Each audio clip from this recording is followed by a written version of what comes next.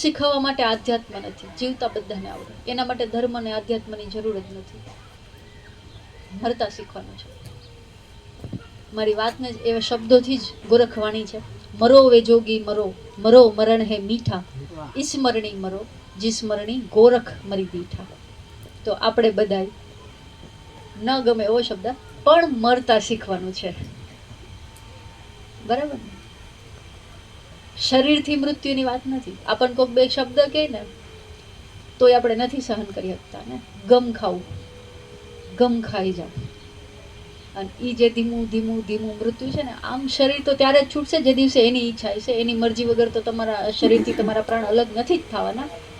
પણ આજ હું મને આમ કહી દીધું, હું આમ કરવા માંગુ છું, મારી સાથે આટલું સારા કર્મ કરું છું તોય આવું શું કામ થાય છે, આ જે હું જે છે ને એને મારવાનું છે, એને મૃત્યુ આપવાની છે. અને તો તમે પછી જે પાછળ જેટલું પણ બચશે ને એ અમર થઈ જશે. એની પાછળ આ જગત પૂજા કરશે ને કદાચ ખબર નહીં તમને ભગવાન બનાવી દે. જો તમારી અંદરથી આટલી વસ્તુ માઇનસ થઈ જશે ને તો આ દુનિયા તમને ભગવાન બનાવી દેશે. હાજી, ભાગવતમાં એવું લખ્યું છે કે કુંતીજીએ કૃષ્ણ ભગવાન પાસે દુઃખ માંગ્યું, તો સાક્ષાત કૃષ્ણ ભગવાન સામે હોય તો કોઈ વ્યક્તિ દુઃખ માંગે? હા, જે સમજદાર છે ને એ ભગવાન પાસે જઈને કોઈ દી સુખી થવાનું ન માંગે. સુખ એટલે શું? મને ગમે એ થાય, હા, મને જે ઈચ્છા છે એ પૂરી થાય એટલે સુખી, બરાબર. પણ એનો કોઈ અંત છે ખરો? બરાબર. દુઃખ માંગ્યું એટલે કુંતીએ શું માંગ્યું? ભગવાનને માંગ્યો. ક્યારેય સાંભળ્યું સુખમાં તમે એમ થયું નહીં નહીં હાલો આજ તો બહુ રાજી છું, આજે બહાર નથી નીકળવું, આજે આખો દી ભગવાન પાસે બેસીશ? પણ હમણાં કંઈક જીવનમાં થાય, એક ઠેસ પણ લાગે તો કેવા ભગવાન યાદ આવે. કુંતીએ દુઃખ માંગીને ભગવાનનો કાયમ માટેનો સાથ માંગ્યો કે હું ભલે દુઃખી જ રહું કાયમ, પણ કાયમ તારી હારે રહું. નબળું બાળક હોય ને, તમારા 4 સંતાનો એમાંથી એક જે નમાલું હોય ને તમે એની પર બહુ અટેન્શન આપો, બહુ ધ્યાન દો. શક્તિ પૂજામાં આ પણ એક માર્ગ છે. એ સક્ષમ જ ન થાય, કેમ કે હું સક્ષમ હઈશ તો મારી પાસે નહીં આવે. હું લાચાર રહું, હું દુઃખી રહું, મારી ભેગા જ રહેશે. બિચારા જ બનીને રહ્યો, ભગવાન દયા જ કરતા રહેશે અને એ નહીં થાકે. પણ બિચારા રહેશો ને તો મોક્ષ નહીં પામે.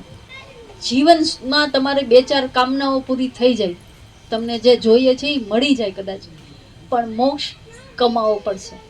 આ જે ભવસાગર છે ને, આ 84 લાખ યોનિઓનું ચક્કર છે, એમાંથી ભગવાન આશીર્વાદ દઈને ન છોડાવી શકે.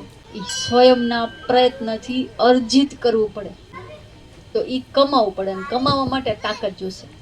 ભજનની તાકાત, ભક્તિની તાકાત, સમર્પણની તાકાત, ત્યાગની તાકાત, દાનની તાકાત, જે તાકાત તમે જે પણ તમને અનુરૂપ પડે, પણ એ શક્તિ જોશે.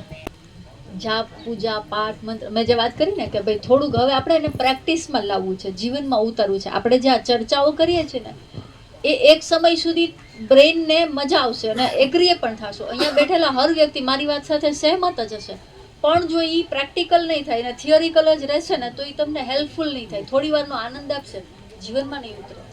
તો એ સમર્પણની વાત મેં જે કરી એ પ્રકારનું સમર્પણ પાછી એ સાધના કરવાથી જ આવશે.